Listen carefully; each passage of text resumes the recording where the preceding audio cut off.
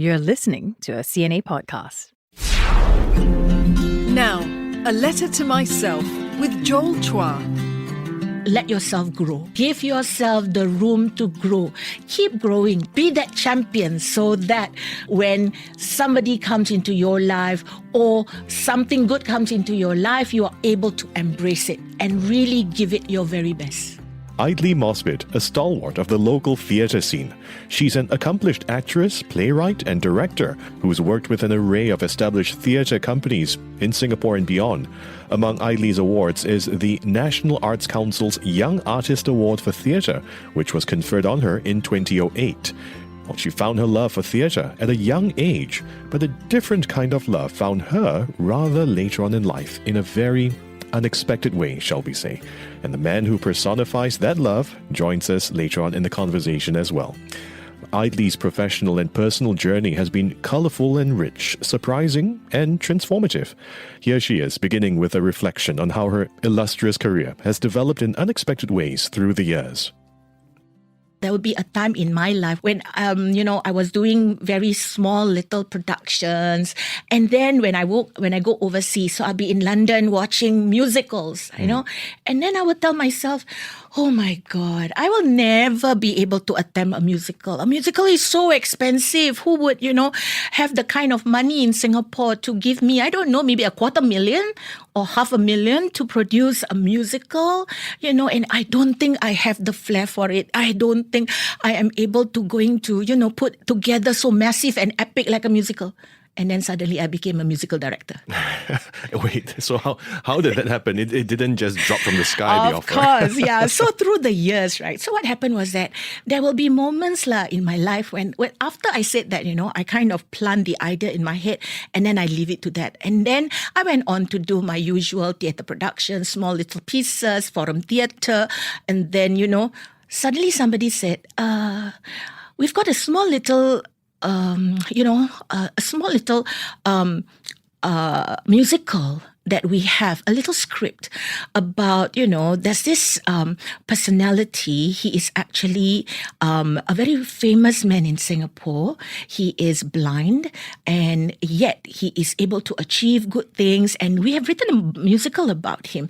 So I said, okay, if you think I can, maybe I can dabble with music here and there. That's it, okay? So one small one. And then suddenly I feel itchy. So I started writing, my own little musical with maybe 6 actors. And I'm very happy with it. And, then people saw, oh, wow, she's got, she's behaving like a Baz Luhrmann, taking music from other people and recreating it into a musical. So, and then slowly, people seem to be, coming in and, hi, Kak Lin, they call me Kak Lin in the theatre world. Kak Lin, are you interested to maybe direct a musical for our production, this upcoming production for Hari Raya? We are thinking, maybe, well, if you trust me.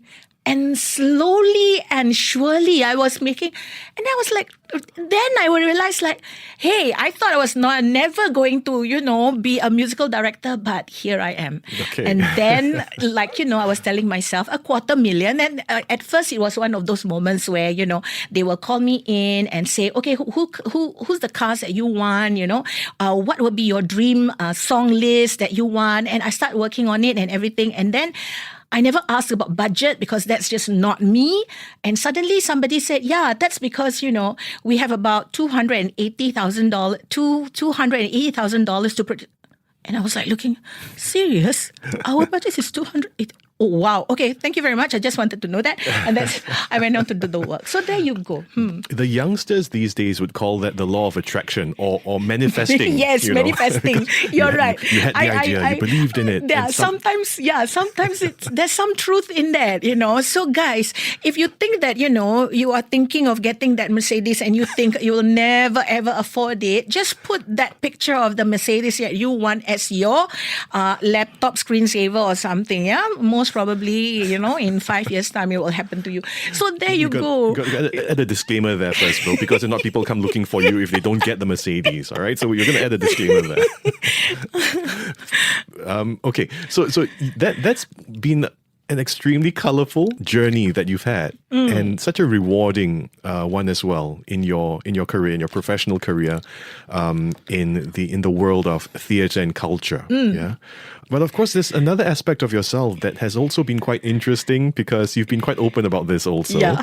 And for this year's Valentine's Day feature on CNA, the website, right? You were featured together with your husband.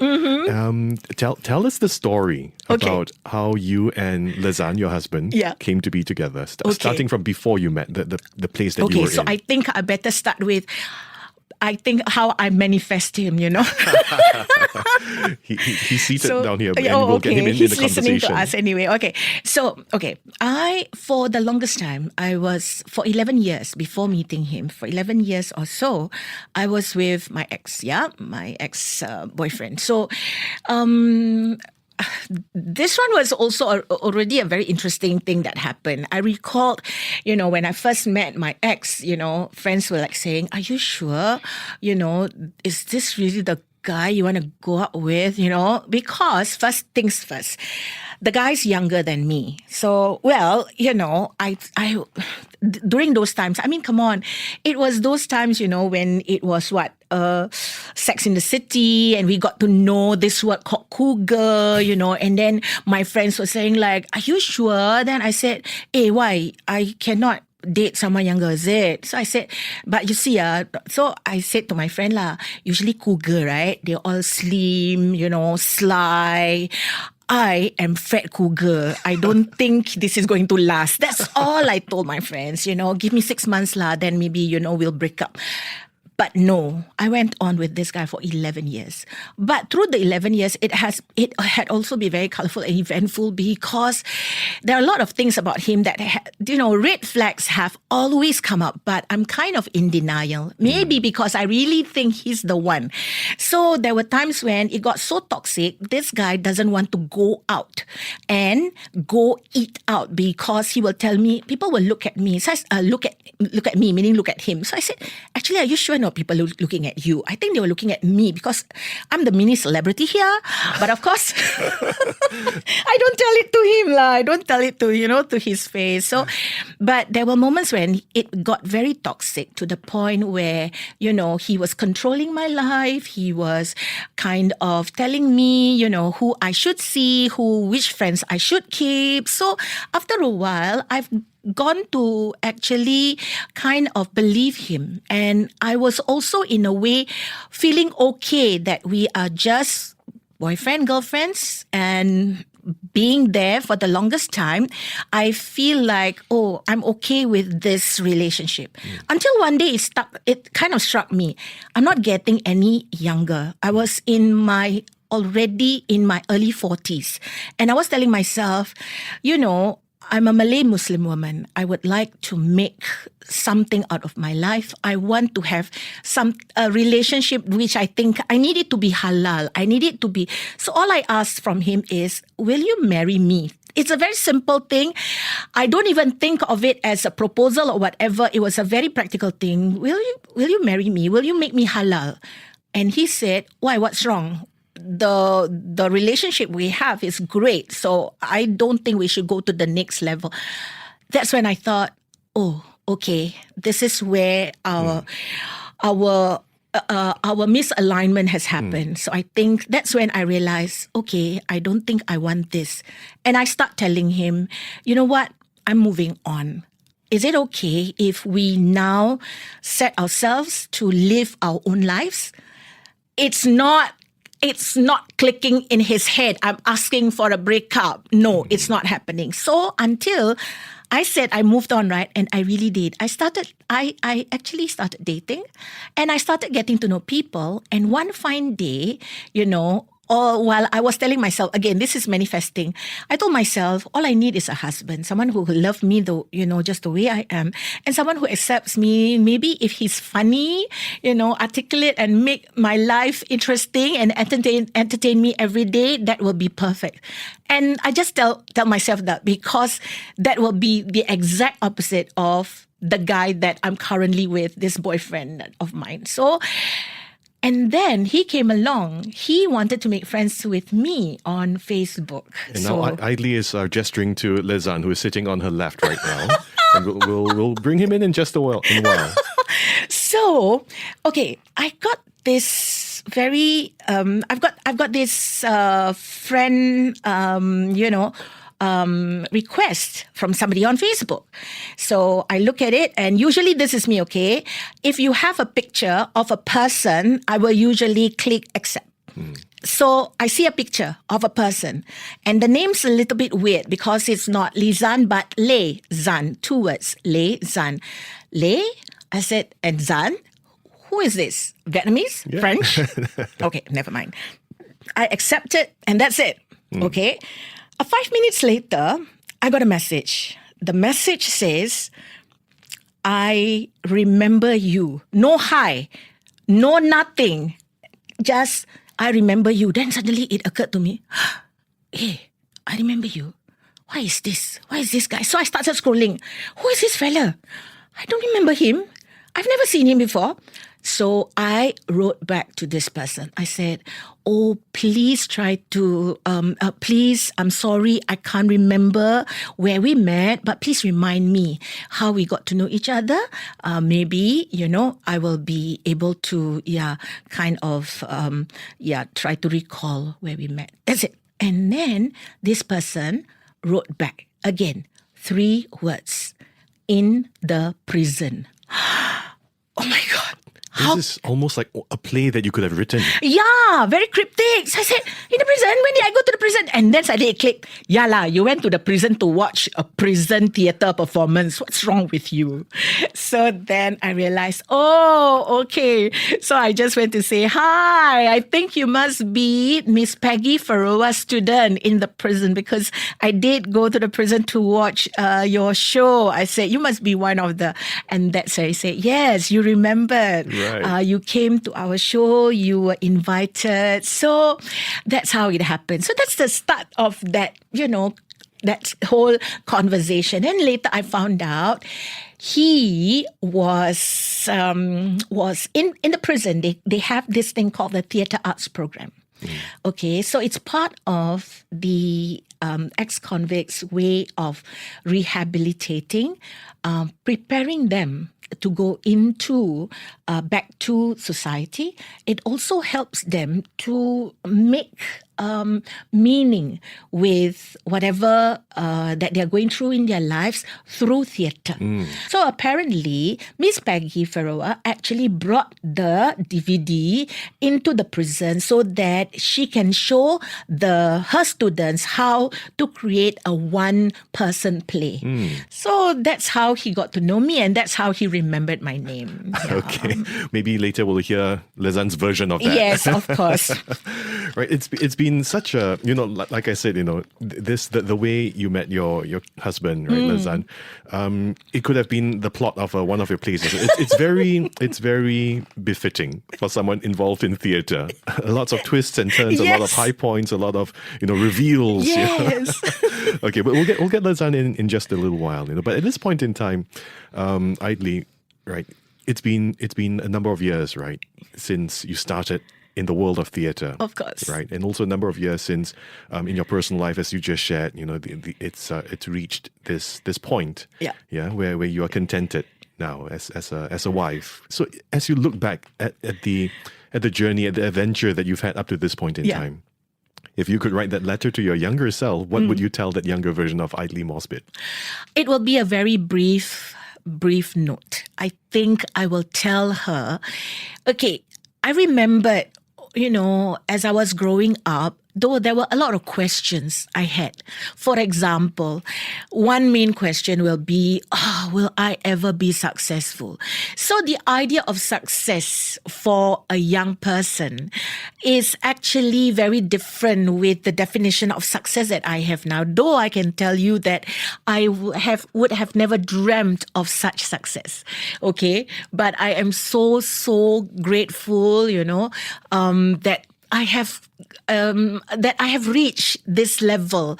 I've never thought that, I would be this director, this actor, performer, this playwright, and award winning. And I would never have thought of that. But when I was younger, all I could tell myself was that, yes, I want to be successful. I don't know what it is. Maybe it's a lot of money. Maybe it's fame. Maybe it's when people know my name, but I want that. That's the kind of idea for me but at the same time, I was always telling myself this particular note to self where, Allah, just do your best. Just do your best. From within this, whatever you do today, tomorrow you do better, okay? That's all I tell myself. And when you do something, make sure that, you are able to say, this is you, this is what you carry, this is your brand, this is the Aidli Mosbit signature that you want to put to that work. If you have that already in mind, that's it. So if I can tell my younger self, I will say, girl, you do good, okay? Don't worry. As a matter of fact, you should be worrying less and just keep doing good work. That's what I will tell myself.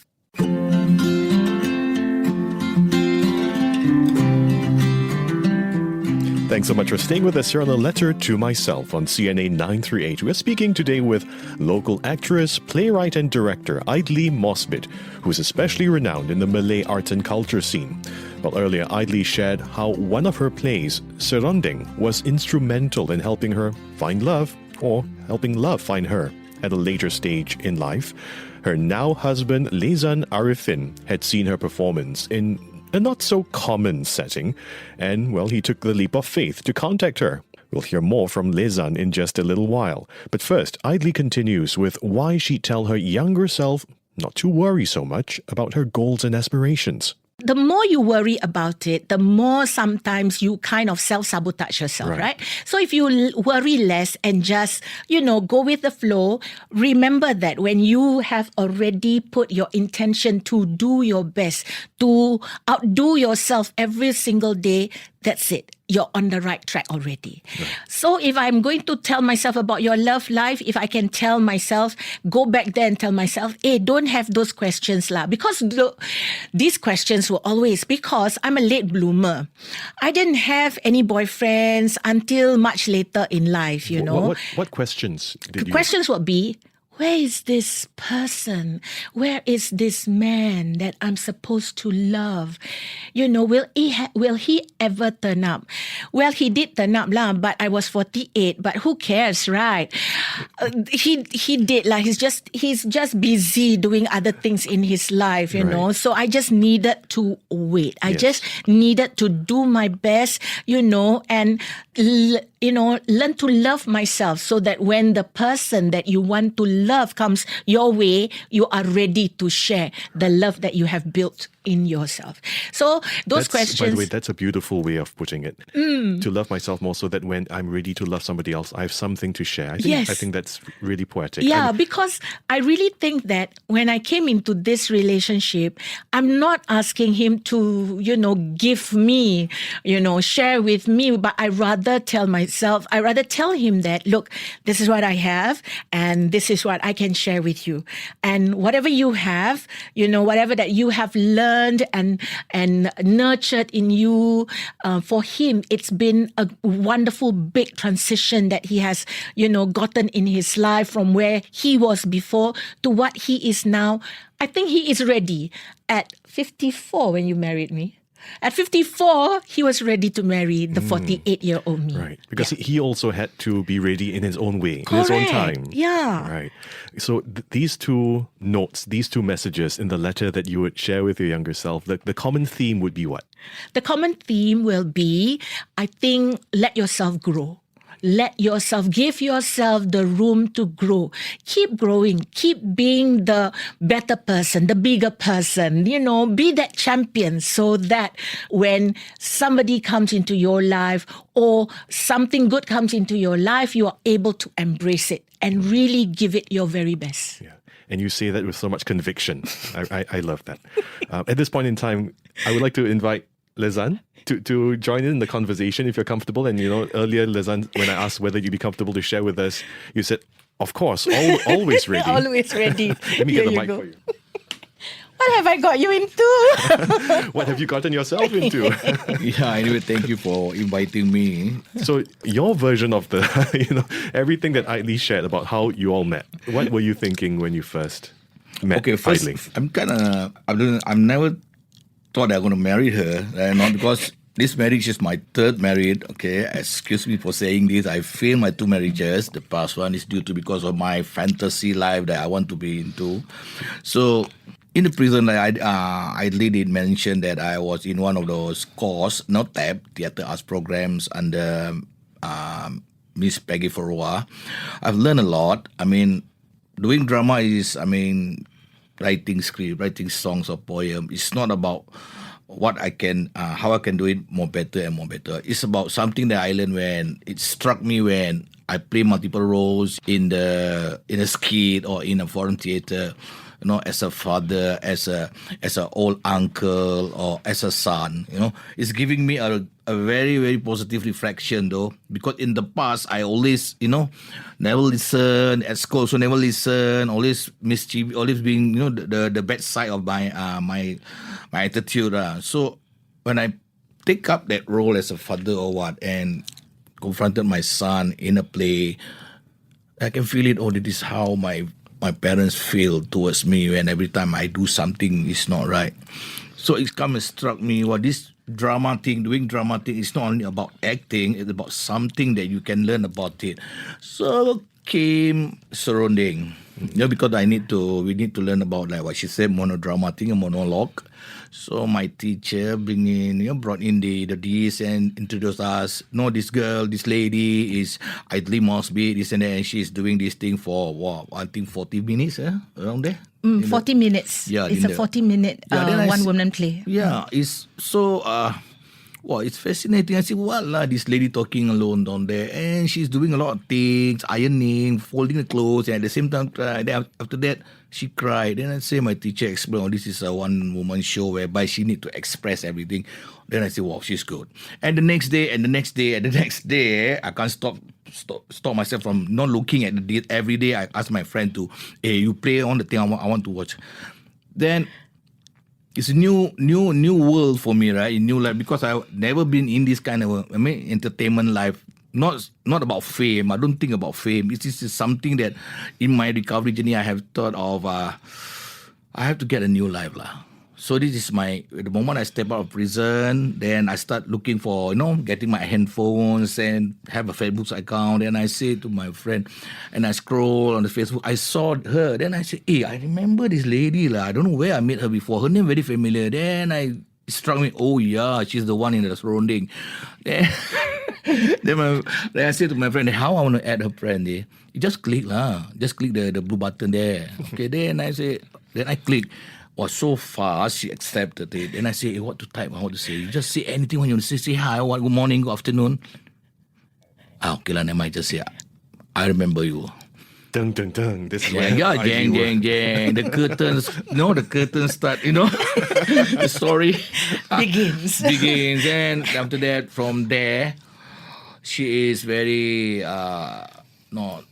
some people in entertainment life, they are so like, don't want to talk to people like, especially like me, right, in prison, a bit sombong. Yeah, it's another world, ma. It's another world. So it's proven me wrong when she replied, and she said, then my friend say, hey, Lezan, you know her, you chat with her already, did you meet her? No, Alamak, I don't have the guts. The thing is that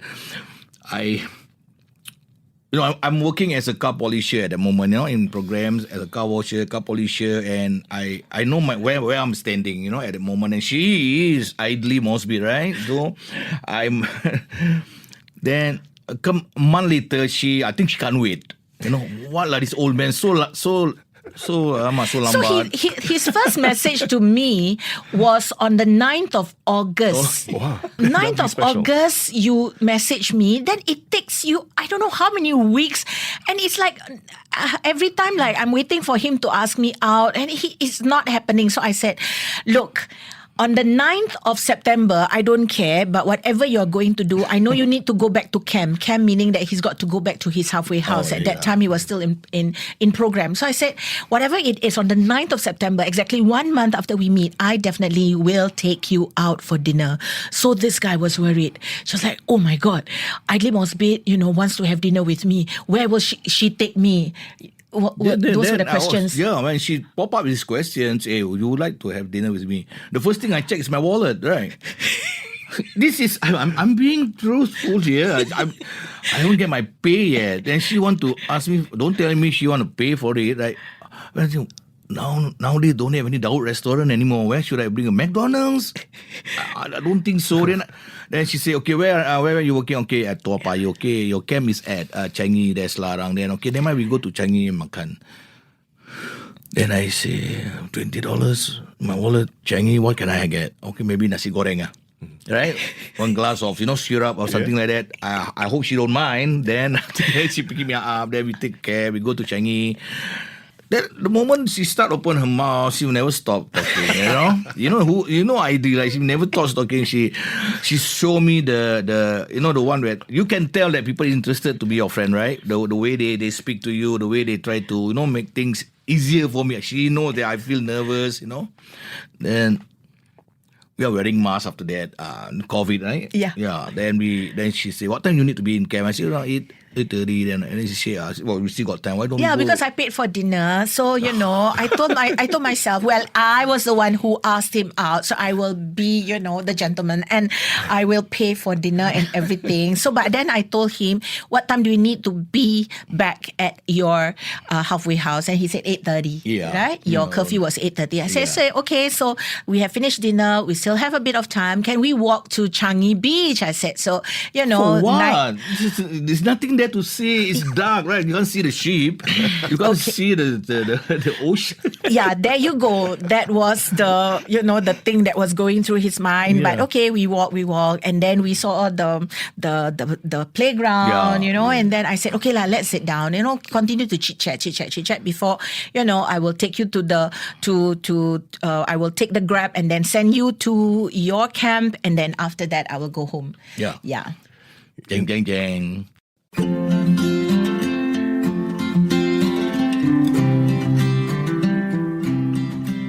Thanks so much for staying with us here on A Letter to Myself. The actress, playwright and director Aidli Mosbit and her husband Lezan have been regaling us with the remarkable, delightful and really inspiring story of how they found each other later on in life. We continue now with that story that may actually be befitting of a theatrical production if you think about it. That's how it is, lah. Yeah, that's how I think. Yeah, you want to know more about it? Yeah, I don't. This would have to be a multi-series. Yes, it interview. is actually a 3-part Netflix, 13 episode per season, that kind. Yeah. And that's your pitch to Netflix. That's the pitch you're making to Netflix. One of the things you shared earlier, Aidli, that when you were looking for someone, a partner in life, right? One of the things was a man who would make you laugh. You found that man? Yeah, that's the thing. I actually manifested that guy, someone who, didn't have any problems with, hanging out with me, listening to my nonsense, and and entertain me. And every day, just, make me laugh, and sometimes it's really nice when, you have found that person, found your person. When you have found your person, it's like you've known them for all your life. Like, you don't have to say a lot of things. So nowadays, there were moments when we can telepathically, go through something, see an event, have a conversation without even the words, and then you just there's a bubble thought all around you. Yeah, you can sense what she's thinking. Yeah, because right? I can see from her face. I can tell what she is trying to tell me with the bubble thoughts down there. We are controlling ourselves from laughing. Then it's just like you get a new comic book. Every day is something funny. Laughter is the best medicine, right? So. Yeah, she does make me kind of, every day it's a new thing for me to, to think of. to laugh at. I've share never thought things. that I ever meet someone who will kind of meet my kind of wittiness. Okay, so the thing about me is, my jokes can be the very lame dad jokes kind of thing, It's an acquired taste. Yes, it is. It's like sushi. Some people just can't stand them, but I love it.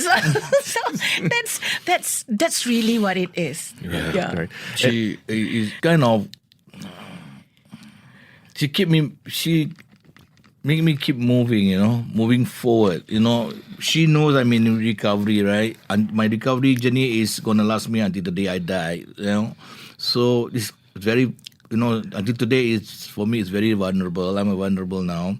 So she knows that, and she always being there for me. She's my support system, very strong. She supported me in any way she can to make sure that, not to pamper me, but to tell me there's other better things that you can do. Something that you can, she tried to polish me, polish me in a way that the thing that I want to do. Not it's because I want to do because of you. No, it's because you want to do. So from there, I put inside my heart and mind to try to remind myself that I'm not going to disappoint her. Because it's not about the things that I wear that make me look good. She's the one who make me look good.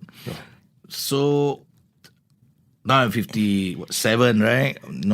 She always mentioned, our runway is very short nowadays, so you have to enjoy life. Yeah, I know. Yeah, we are enjoying our life, but there are still other lives that we need to look upon. So she transformed, she changed, she wearing hijab without me telling her to. She knows it by herself how to make her husband look, good. Then I really appreciate it. Right.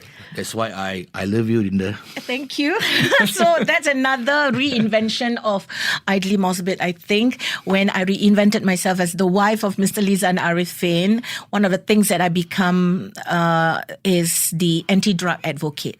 So as an anti-drug advocate, as someone who is in a way an advisor for a recovery group called Goal Aspiration that he is in, my job is to actually give some sort of direction, leadership to this group of desisters, that are on their way to recovery. Yeah. Right, and I think that's also so important because what you've also shared is that there's this shared project that the both of you have, right?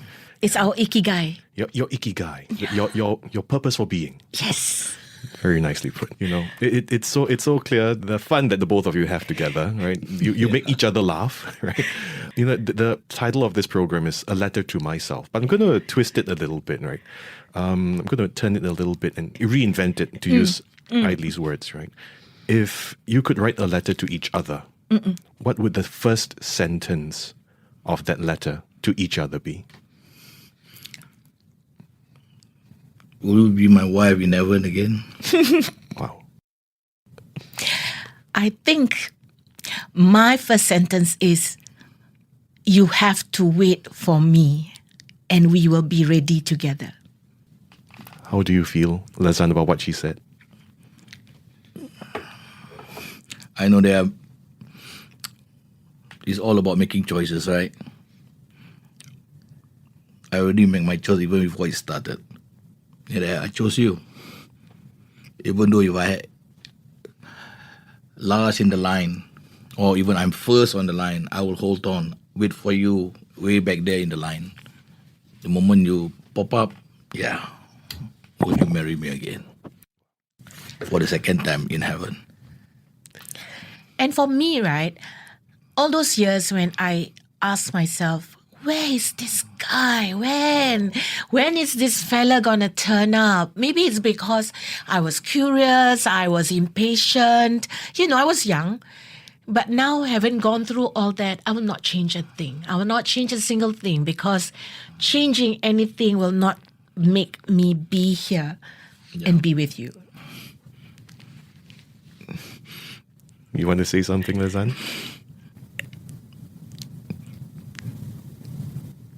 I'm going to miss you though if you leave me first. So, I don't want to die of missing you. Never mind. If it happens to be, is you the one they're going to take, I will let them take me first. If that is the choice.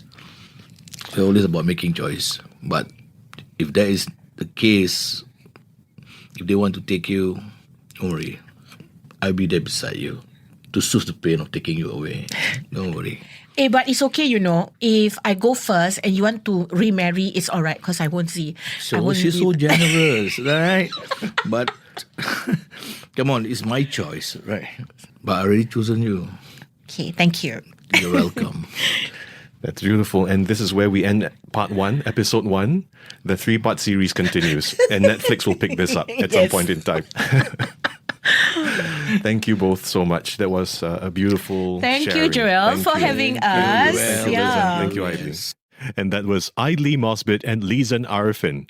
Well, she found her love for theatre, and they found their love for each other through theatre.